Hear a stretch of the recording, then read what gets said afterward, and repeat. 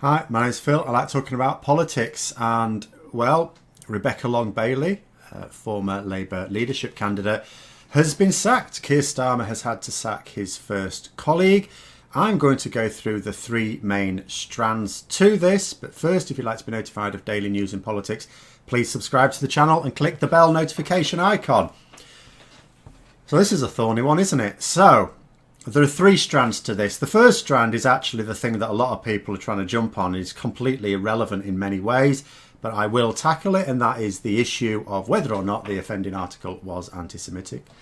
Sneak preview it is.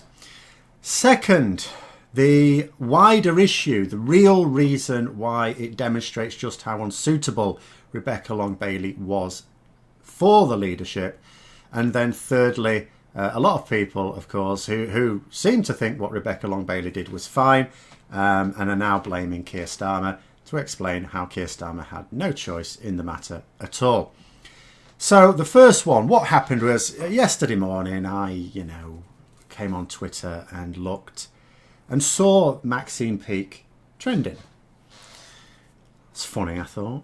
I know her. I mean, I don't watch television, so she's been in a few things apparently. The only thing I know her from is Dinner Ladies, a Victoria Wood comedy from a sitcom from ages ago. It's brilliant, by the way. If you've never seen it before, I do recommend it. Nice, gentle humour there. But I thought, this is odd, and there was an article to The Independent. I thought, oh, okay. I had a little read of it.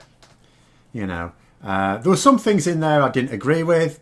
It's people's opinions, and then there was blaming the Israeli state for the murder of George Floyd.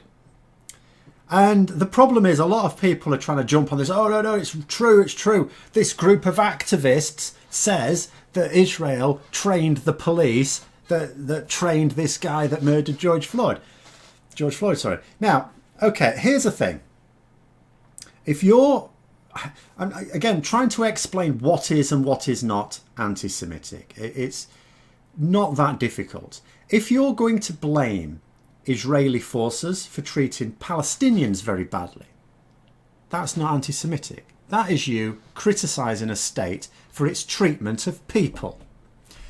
If, however, you're going to blame the Israeli state, which is the Jewish state, for a murder by an American police officer on American soil of an American citizen,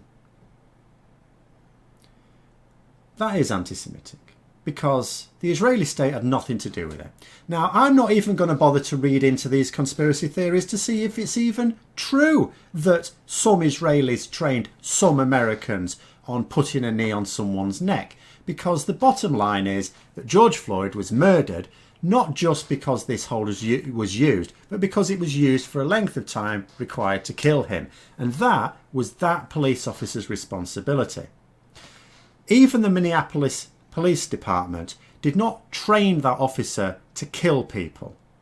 There was no guidance saying, oh yes, suffocate black people in your custody. No, nothing like that. It was a murder that had nothing to do with the Israeli state. End of. If you want to criticise the Israeli state for the things that the Israeli state does, which is not anti-Semitic, that's what you do. You do not transfer and justify your anti-Semitic attitude by blaming them for things going wrong in other countries that has nothing to do with them. But beyond that, if you don't understand that you're an anti-Semite, if you think this is fine, I really cannot help you much more. I could, but we'd have to have a one-to-one discussion. For now, what I want to focus on is how this really demonstrated how unsuitable Rebecca Long-Bailey was. Rebecca Long-Bailey ultimately was not sacked for, spreading an anti-Semitic article as such. She was sacked for putting Labour into a position where if it wasn't dealt with, they become unelectable again. The problem with Jeremy Corbyn is that he was not a strong leader. I do not believe that Jeremy Corbyn is anti-Semitic. In fact, I do not believe he has a racist bone in his body. I think he genuinely wants all peoples to be able to get along. That being said, there are on the left a core, and I have to emphasise it is a minority, it really is, but a core of anti-Semitism, which sticks out like a sore thumb in Labour in a way that racism doesn't in the Conservative Party for two reasons. First, it is the only form of racism that you will see a significant amount of in the Labour Party. I'm not saying that there aren't other forms of racists that might also support Labour, but they really are never accepted. For some reason, anti-Semites do tend to be accepted on the left of politics, and I do not know why. The other reason it sticks out like a sore thumb is because Labour is by necessity, by its very roots and structure, an inclusive party. So when you have people that exhibit racist ideas, they do stick out like a sore thumb. Conservatives, I'm not saying the majority of Conservatives are racist, I don't believe that, but there's a significant number of them, and even those who are not just seem to accept it. They just seem to go along with it. Oh, well, you know, they don't mean any harm. And you just that's the sort of justification you see. Whereas in Labour, when they try and justify it, they really try and go, no, it's the, you know, oh, no, we're trying to highlight something here. You're just highlighting your own racism. But Jeremy Corbyn refused to get rid of people, even when they were recorded. This is the thing. You even had people recorded going on anti-Jewish rants. And even then, he only got rid of them when the papers got hold of it and the political pressure became too great for him to keep them. And then he let them in a couple of months later, usually, when the heat died down. So, and it's that keeping hold of, like, people who are toxic to what you're trying to achieve. He was trying to achieve a Labour government. I assume he was trying to achieve that anyway. This makes you unelectable. This is why loads of traditional Labour voters stayed at home. They didn't vote Conservative. Some did. They stayed at home. They weren't going to vote for the Conservatives because these are people who want to vote for an inclusive party. But they didn't feel that that was Labour with Jeremy Corbyn in charge. So then you have Rebecca Long-Bailey, who people who were fans of Corbyn wanted to be leader as well. Not everyone that was a fan of Corbyn, but the hardcore of Corbynistas. Why? When I talk to them, they can't tell me anything about her. Why? Because she's Jeremy Corbyn's pick. She was Momentum's pick.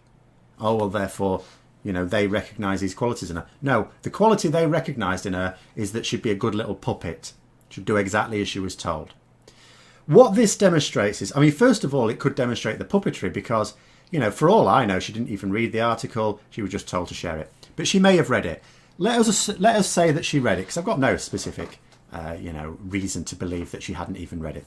So she read it, let's say, and she described Maxine Peake as an absolute diamond when she was sharing the article. So that's gushing in praise. That's not just sharing it, oh, there's something I agree in here, which, by the way, if there was stuff in there you didn't agree with and stuff you did, you'd point to the thing you agree with. Calling someone an absolute diamond while sharing an article that they've written means you are absolutely on. Oh, this has nailed it for me. This is what I think, and she's expressed it so perfectly. That's what that means. And there were a number of things in the article. There were a number of things, and you can agree or disagree, and that's fine.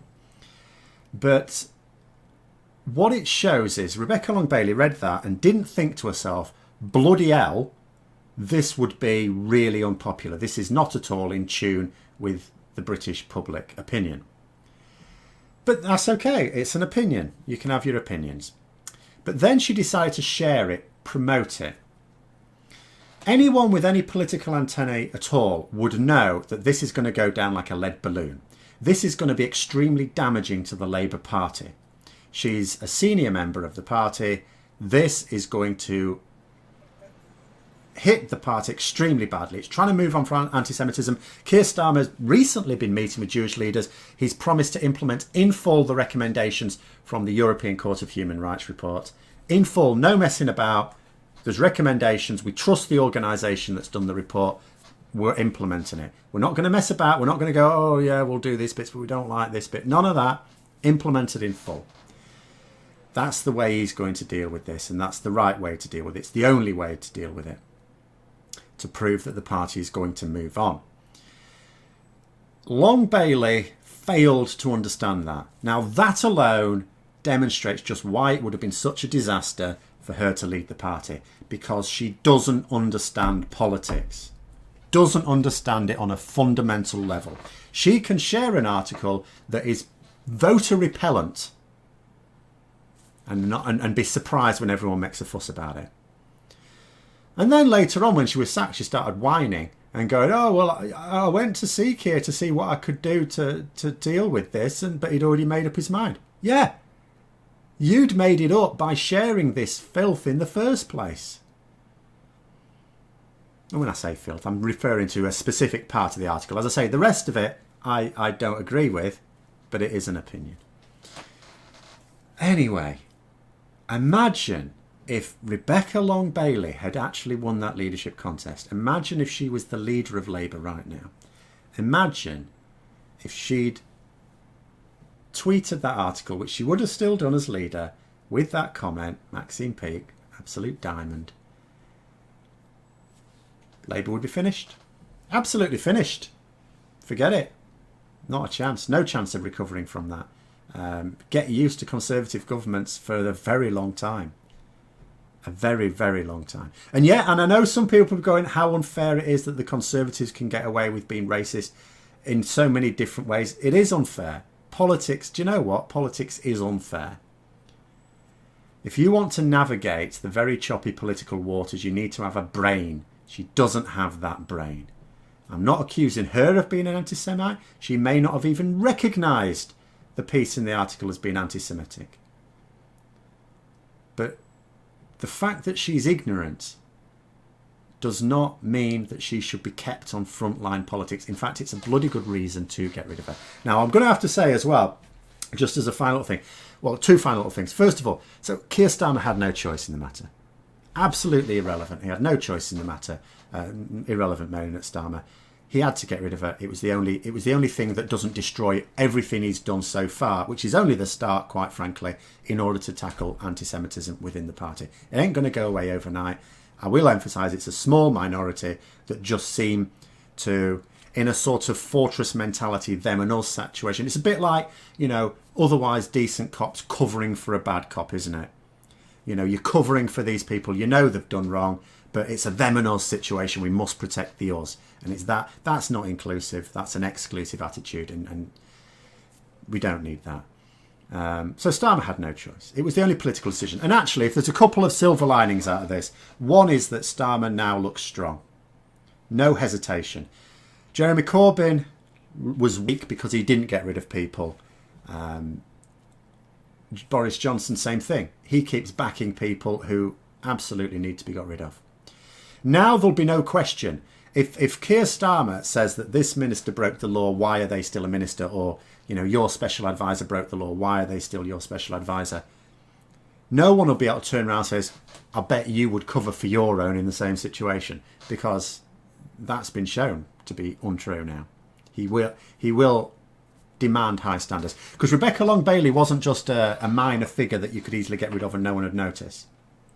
Senior figure. Doesn't matter. And that's encouraging. That is encouraging. We can do without it. We could do without Labour MPs embarrassing the party. And as I say, really, he shouldn't have had to sack her, because she should have resigned. She should have understood the damage this was doing to the party and resigned and offered a complete apology. She hadn't even apologised since. The tweet is still there. She's tried to explain it. And you know what? Here's the thing. If you cannot even explain why you tweeted that article in one tweet, you have to go through a whole section. I mean, that's messing about. That is you trying to clutch at straws there. Loads of tweets she tried to come out with trying to justify it. No apology. None at all. No awareness of what she's done. And the other potential advantage to this, we might actually get a decent shadow education secretary. Because I have to say, as someone working in education, you barely noticed her. She would sometimes point out Gavin Williamson, who's the education secretary for the Conservatives, going, oh, he's doing that wrong. The problem is that people are saying to her, well, what would you do differently then? What? What should he do? Huh? No, he's doing it wrong. Okay. What's the right thing to do then? Like a rabbit caught in headlines. Her job is to get Gavin Williamson's incompetence in the news. Point out where he's going wrong, what you should do better. No, none of that. And I'm a teacher. If I wasn't that interested in politics, I'd still be aware of what's going on in the Department for Education. And I'd still be aware of the opposition to it. Not been very much opposition to it.